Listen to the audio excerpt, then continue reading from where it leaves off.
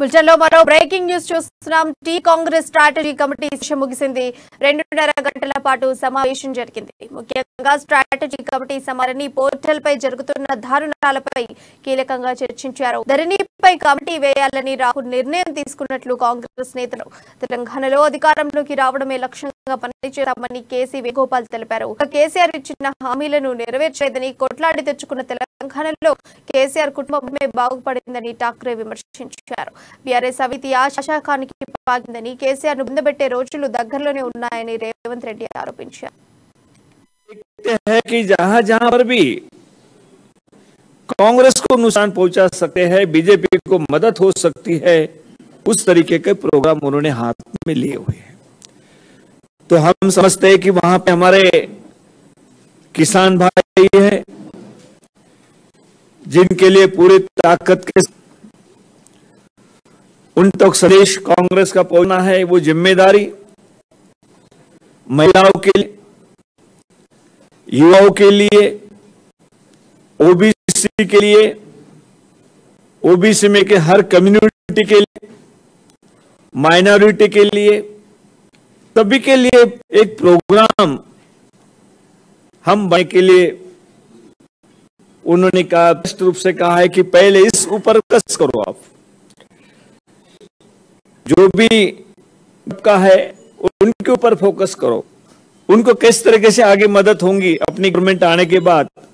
Party booth స్థాయి నుంచి రాష్ట్ర స్థాయి వరకు నిర్మాణం మీద కూడా ప్రత్యేకమైన దృష్టి పెట్టి ఎన్నికలకు సన్నద్ధం చేసే విధంగా ఎక్కడెక్కడైతే ఖాళీలు ఉన్నాయో వాటన్నిటిని కూడా నియామకం చేసుకొని ఎన్నికలకు కార్యకర్తల్ని నాయకులందరినీ కూడా సంసిద్ధం చేసుకోవాలని చర్చ జరిగింది. అదేవిధంగా కాంగ్రెస్ పార్టీ తరఫున ప్రజల ప్రభుత్వంలో ఏం చేయబోతున్నాం వివరించడానికి అవసరమైన మేనిఫెస్టోకి సంబంధించిన విషయాలు, అదేవిధంగా ఎన్నికల్లో అభ్యర్థులైన ఓబీ, ఎస్సీ, ఎస్టీ, మైనారిటీకి మొదటి ప్రాధాన్యత ఇచ్చి ఆయా అంశాలను కూడా పరిగణలోకి తీసుకుని మూలాలను కూడా ఈ అంశాల మీద పూర్తి స్థాయిలో చర్చ జరిగింది.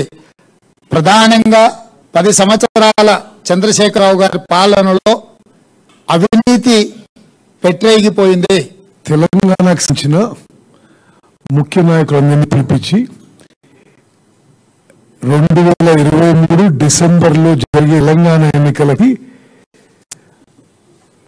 ఒక ప్రిపరేటరీ మీటింగ్ గా అందరి అభిప్రాయాలు తీసుకొని ముందు పోయే ఉద్దేశంతో ఈరోజు ఒక సుదీర్ఘమైన 2.5 గంటల పాటు చర్చ, సమావేశం, ఇంటరాక్షన్ జరగడం జరిగింది. వచ్చే నాయకులు అందరి సూచనలు తీసుకోవడం జరిగింది. మరి అందరూ కూడా ఐకమత్య ముందుకు పోవాలి. టిఆర్ఎస్ ప్రభుత్వం వైఫల్యాలు ఎండగట్టాలి. ఒక మంచి స్ట్రెంత్ ముందుకు పోవాలి. ఆర్గనైజేషన్ ఏమైనా ఎక్కడ గ్యాప్స్ ఉంటే ఇమ్మీడియట్ గా ఫిల్ చేసుకోవాలి. టికెట్ల ప్రక్రియ తొందరగా పూర్తి చేసుకోవాలి.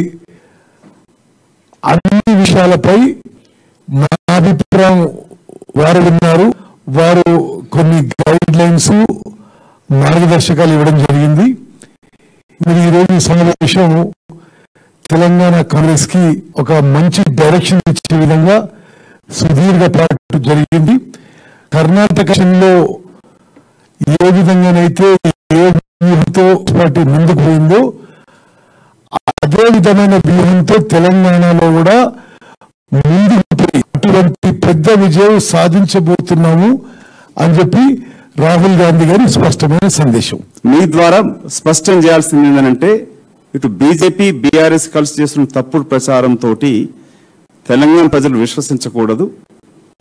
ఏదైతే కర్ణాటకలో మేము తీసుకున్న స్ట్రాటజీని జేడీఎస్ పార్టీ, బీజేపీ పరోక్షంగా పనిచేసిందో ఇక్కడ బీజేపీ పార్టీ పరోక్షంగా బీఆర్ఎస్ కి మద్దతు ఇస్తుంది కాబట్టి కాంగ్రెస్ పార్టీ ఒంటరిగానే ఎన్నికలకి వెళ్తోంది. కాంగ్రెస్ పార్టీ తోటి లేక సెక్యులర్ నమ్మి వస్తున్న పార్టీలని వెంట తీసుకెళ్తుంది. సోదరు కన్ఫ్యూజన్ తోటి మునిగిపోయినారు. ఇప్పటికన్నా వారు ఆలోచించి సరైన నిర్ణయం తీసుకొని ఏవైతే జాతీయ స్థాయిలో కాస్తారో అదే విధంగా కూడా తెలంగాణ రావాలని రాష్ట్ర అధ్యక్షుడు ఇన్ఛార్జ్ కూడా కోరడం జరిగింది.